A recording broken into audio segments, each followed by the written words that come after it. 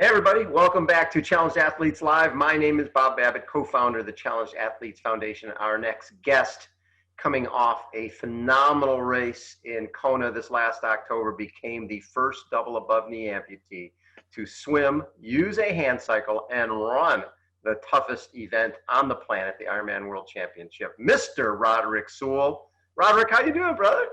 I'm doing good, Bob. How about you? I am spectacular. Always good to see you. And look at you with the muscle shirt. You're looking tough. Everything going well in your world?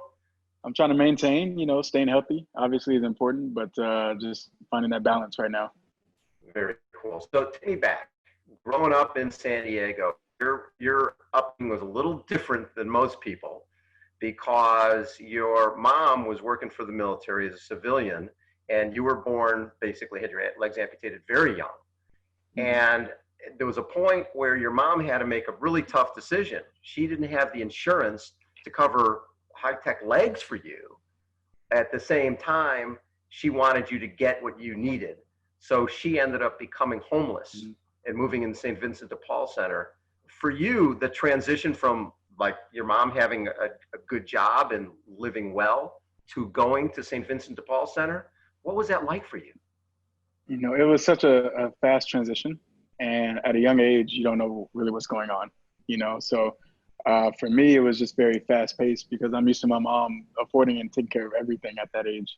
We had our own house, own car, and she was getting me the legs I needed until I got too old to the point where I needed new legs, new prosthetics. And that's when she worked the system. She gave up her job to make sure I had full coverage, and she made sure I was able to walk through the rest of my life. But that definitely came at a cost. How scary was that? Because you're living, you're like you said, you were living in a nice house, and now you're not. You're exposed to people you might not have wanted to be exposed to. What were some of the scariest moments for you? So, I had my amputation when I was a year and a half, and I got my first pair of prosthetics when I was 2. So I was growing up adapting to everything. I would find a way. And I think with that, my mom had a partner on her side. So when things got hard, and she would be truthful to me and tell me everything that was going on, and I just kind of went, okay, let's do it, whatever you need me to do. So we left our house, dropped the car, we moved from apartment to apartment for a while. And then in the shelters, my mom would just kind of tell me to stay close, and it's just you and I. And I kept that in mind. I was there. I didn't make it tough for her in those times. I tried to be there with her. Of course, I was still a kid, so I did kid things. But I was always my mom's partner in that situation. So as scary as it was, I had her up. She had my back and I had hers. I always say that a lot of times our athletes grow up quicker because of what they're exposed to.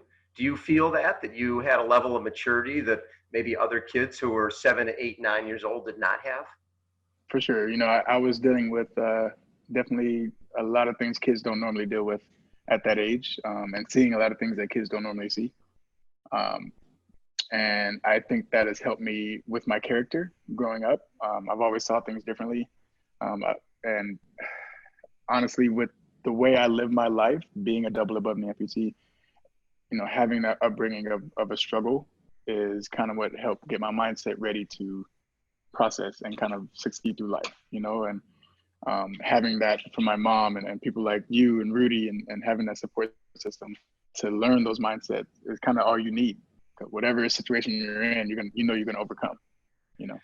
So speaking of Rudy, I've got this picture of that young man right behind me, Rudy Garcia Tolson, the first double above knee amputee to finish an Ironman. And he became your mentor when you were 7, 8 years old, and he was 11 or 12. I mean, you sort of grew up together. Was he the first amputee that you met? He was definitely the first and only amputee I saw ever, besides myself in the mirror. And seeing him on his prosthetics was an eye-opener because I had never really seen how people see me. And so seeing him, it kind of hit like, okay, this guy is inspirational. This guy, he's doing the best he can with what he has. And not only that, he's showing out, showing up, showing people with legs, without legs, it doesn't matter. And that definitely set the fire for sure. And at that point, I remember seeing you at one of the early San Diego Triathlon Challenge events. I think you were 7, 8 years old. and you were petrified of the water. We're down at La Jolla Cove, and Rudy, and it's hard looking at you now to imagine your hands wrapped around his neck and him swimming you around the cove because you were petrified of the water. But at the same time, because Rudy was wanted to be a Paralympic swimmer when he turned 16, did swimming become the sport that you wanted to get into because of Rudy? You know, it was the last sport I got involved with, and it was because of Rudy. Seeing him do it kind of gave me the affirmation I needed. And then once I touched the water and got comfortable, it was over with, you know, from then on. But I didn't consider Paralympic training swimming until I went to Beijing in 2008. And I went with the Paralympic Academy as a Paralympic hopeful, and I got to see Rudy get gold in his main event, the 200 IM. And that, to me, that's his best race in my eyes, because he's setting the pace. He's ahead, and everybody else comes maybe 20 seconds later. So seeing that triggered me, you know, and I think that's what set it all off. So at that point, it was all full speed ahead. 2012, 2016, I'm going to go for Paralympics. And 50 meter breaststroke, 100 meter breaststroke. Were those your 100 specialties? meter breaststroke. 100, mainly just 100. 100 meter. Just 100, yeah. Okay. So you went to the trials. You went to trials in 16. Did you go to trials in 12 as well? I did, but I was so green. I was so green. I was 20 years old. I'd only been swimming 4 years competitively. And so it was more so of an eye-opener, like a stepping stone. I didn't think I would make it to games, but I needed to see what the competition was like. So you're moving along through swimming. I was there at 2016 Paralympic trials, and I always felt that you were better in training than you were in racing, right? I think you performed better, and I don't know what it was, but just maybe you tighten up, because breaststroke is so technique oriented. Did you feel that my results are not indicative of what I'm able to do? I think my work ethic is naturally go as hard as you can all the time. And that's why in training I was doing so well. And then race day, you know, everything would fall apart. But that was more so of a mental state, I think, on my part. You know, a lot of people say things come with age, things come with time. And the older I got, the more I got experience with how I want to race and the type of person I am when it comes to training, recovery, eating habits. And once you get settled in those, and you can kind of play by play see your race visually in your mind, and know what you need to do, that's a whole nother game, you know. So my work ethic now plus my mindset is what I have, versus then only having that work ethic and not having the right mindset going into my race. If somebody told you a year and a half ago that you're going to go and finish the Ironman Triathlon World Championship, I mean, oh my God, this all happened so quickly. We're talking March of 2019. You're doing the Oceanside 70.3, and you're not doing the full thing. You're doing the swim, and you're doing a run as part of a CAF relay team, and you do your swim in 31, 32 minutes, whatever it happened to be, and then you run a 1:39 half marathon as a double above knee amputee. Did you have any sense that you were running that fast? No, not at all. You know what? Actually, each mile after the 6 mile mark, I was like, oh, wow, this is the furthest I've gone. Every mile, I'm like, oh, this is the furthest. Oh, this is the furthest, you know? So you've never looked at yourself as a runner before that? No, not a distance runner. No. I loved it, but the best I can do was 2-3 miles in the beginning. Yeah. So at that point, that's when we started pushing Ironman, saying this kid just did the swim, and he did half the swim, he did half marathon in 1:39. If we put him on a hand cycle, which you'd never been on before, I mean, it's sort of a silly thing when we think about it. So July 29th, I think, around then, is when you found out that you were going to be accepted in the Ironman Triathlon World Championship, right? Mm-hmm. And a month later, you get your hand cycle. And so you've got basically a couple of months to get ready for this Ironman Triathlon World Championship. When you're a swimmer, 100-meter breaststroke guy, how much nutrition are you dealing with? It's pretty important. I was swimming 5,000 meters a day at minimum. So I would have to really load up. But for Kona, training for an Ironman, I thought I knew what loading up meant until I had to train for that. There's so much food, you just eat so much, and it's all burnt consistently. And yeah. And you found Vega before Vega became a partner with CAF. I mean, that was your go-to product when you were swimming and when you made the transition into triathlon, correct? I loved Vega's protein shake the most, and their protein bars, because there's different styles that my stomach can't really handle, but I've actually found comfort with this one and their training material. So when we talk about making this transition, when you're doing 100-meter breaststroke, what's your time? What's your best time? My best time was a 1:31.6. Okay. And you knew that the Ironman was probably going to be between 16 hours and 17 hours.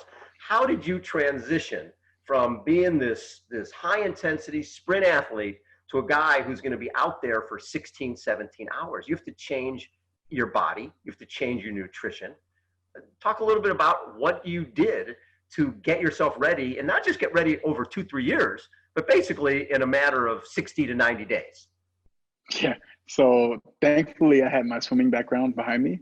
Yeah. And, I definitely put in a lot of miles, 5,000 meters. Sometimes when we do doubles, it'd be 10,000. And that's what got me my endurance. I started running more and more as the year started. As 2019 started, I didn't get to 6 miles until before Oceanside, pretty much.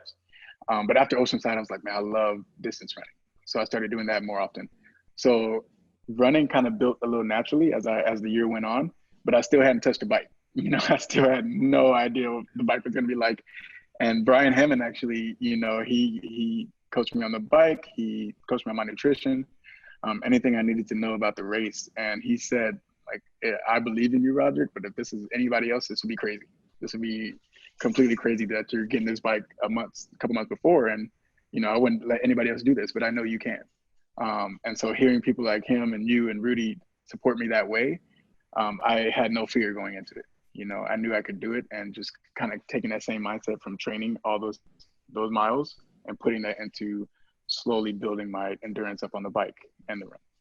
Talk a little bit about the recovery aspect, because you probably don't think it's obviously important in swimming, but especially when you're talking the pounding that comes with running, the recovery aspect, and how important Vega was in that.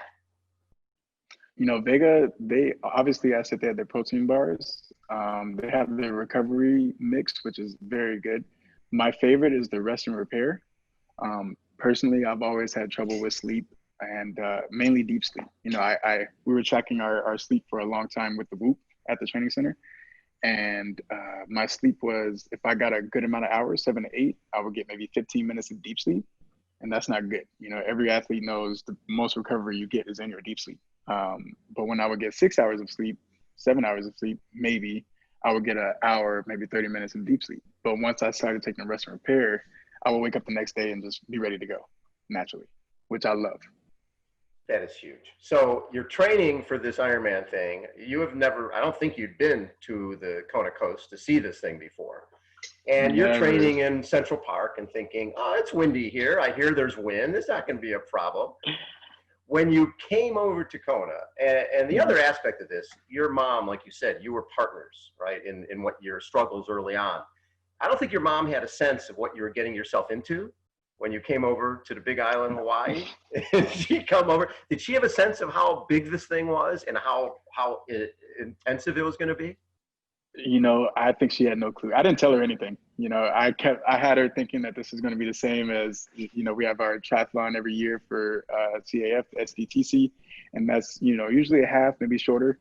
But she had that thought. And I was like, no, this is the grand stage, but she still didn't realize what that meant, and then when she sees the videos and people getting hurt and like all these circumstances, immediately she freaks out. But I told her the same thing everyone told me going into it. We were ready, we prepared, we knew what we were getting ourselves into, and we're going to get it done.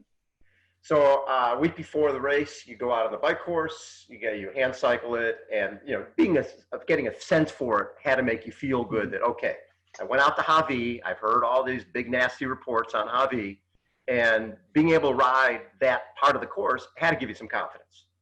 Yes, yeah, but when I tried Javi the week before the race, was nothing like race day. You know, it was completely different. In It was what a way? lot more. It was a lot more wind, a lot more wind, and of course it would come on race day. But it was. I'm glad we did the preparation. You know, 2 months, 3 months before, luckily I got a bike from Jeremy, who Yes. let me use a kind of prototype kneeler to get an idea of what my bike would be like. And then a month and a half, I get my bike, and it's all go. You know, I was doing 90-mile rides on the weekends. Every other day, I would do a 3-hour ride just to maintain with like a small run afterwards.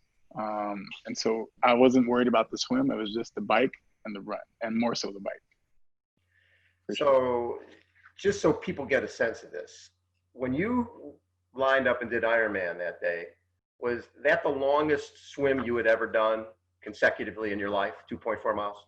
Second is the second because you did a week before, right? Right, right. Consecutively, yes, that's my longest swim. Was it the longest hand cycle? Yeah, the longest I did before then was 90 miles. Was it the longest run? Yeah, yeah, that was my first time doing a marathon. A lot of firsts in this race. What was your longest training day before that? Before that, I got in actually 2 weeks before Kona. I did a half in Montauk, half Ironman, and that was my training day. You know, I tried everything that I would do on the race and see what worked and what didn't, and it paid off. So Kona was your second ever triathlon. Yeah, my second triathlon was the Kona World Championships. When you think about that, that is like the craziest thing. So on, like you said, a lot of wind on race day. Then you're running the marathon and we're watching, you're clicking off 9-minute miles and it looks great. Then we see a 16 or 17-minute mile when you're out there in the dark. Did you have any feel that, oh my God, I might not make this. I might not make that 17-hour cutoff time? You know, it crossed my mind a couple times that I might not make it. Especially, you know, there's a lot of incidents out there where for sure it's going to come up. But in my mind, I knew if I was going to stop racing, they would have to pull me off the course. It wasn't going to be from my own, you know, oh, I can't do it, or if I think I can't do it. It was going to be that I didn't make it. And so I just kept that thought and I kept moving forward. When you came across that finish line, the magical finish line, and Mike Riley is calling your name, the voice of Ironman, and mom is there at the finish line. I mean, all of those elements together, how special was that? It was amazing, to the point where I look back and I'm like, I don't even think I knew how much was going on. You know, it was just so much at once that when I replay it, it feels like yesterday. You know, you're there, Rudy's there, my mom's there crying in tears. We got our Vega team there. They made sure I had everything I needed up to race day, and that's everything I trained for the whole time.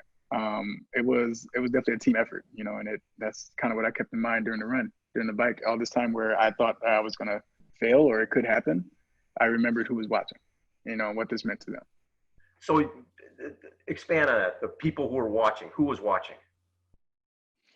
We had a lot of people in California. I had family in Alabama, Colorado, Florida, everywhere, you know. And we have people who are living with disabilities that don't know what they're capable of or what's out there for them when it comes to living a healthy lifestyle. And I want them to see and know that there's something out there for them as well. And anybody, able-bodied or not, you know, this is that symbol of anything is possible. And that's always been Ironman's motto. And CAS as well.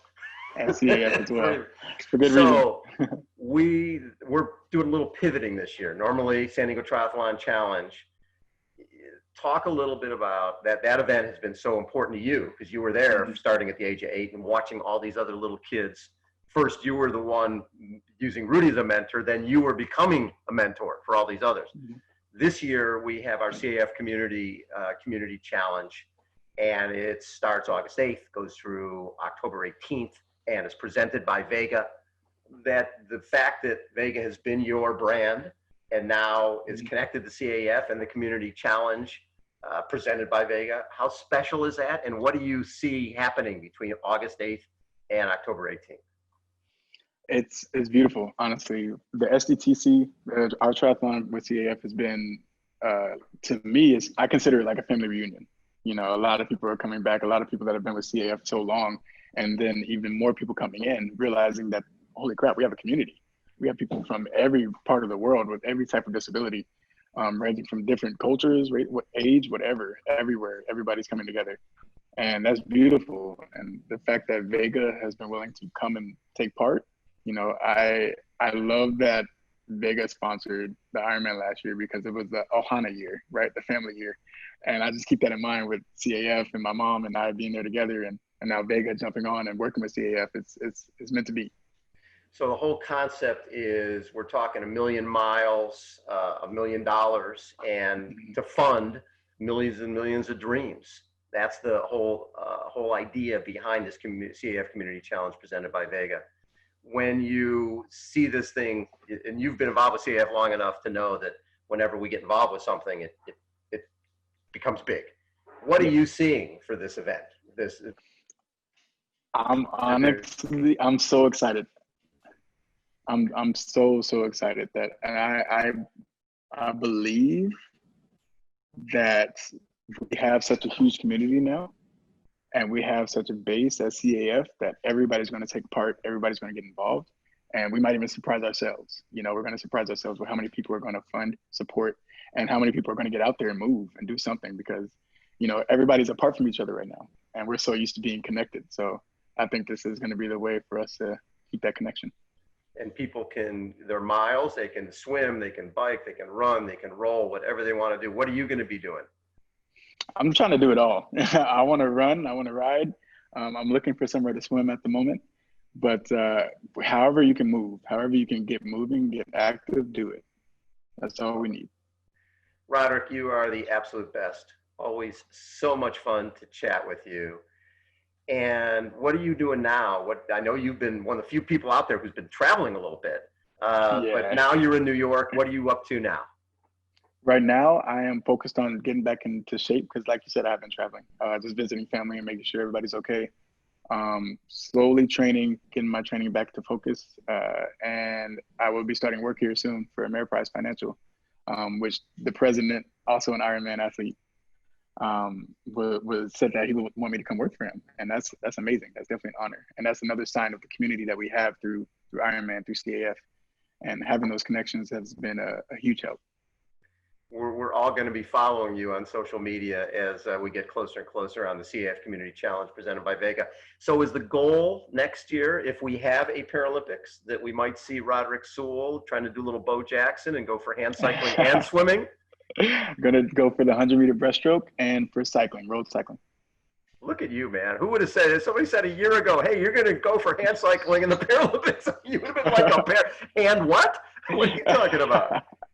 And I'm grateful to Ironman because they're the reason why I fell in love with the bike so much. I'm curious to see where this is going to go. I love it. Well, we're curious to follow you, buddy. It's always great to catch up. Roderick Sewell, he's becoming one of the legends of CAF. Thank you, Roderick, and stay healthy, my man. We will see you. We'll be checking your miles and seeing what you're up to. Hopefully, you'll be putting in way more miles than Rudy. I think so. Roderick Sewell has been our guest. This has been Challenge Athletes Live. My name is Bob Babbitt. Thanks, everybody, for tuning in. Catch you later. Thanks, Bob. Thanks, Rod.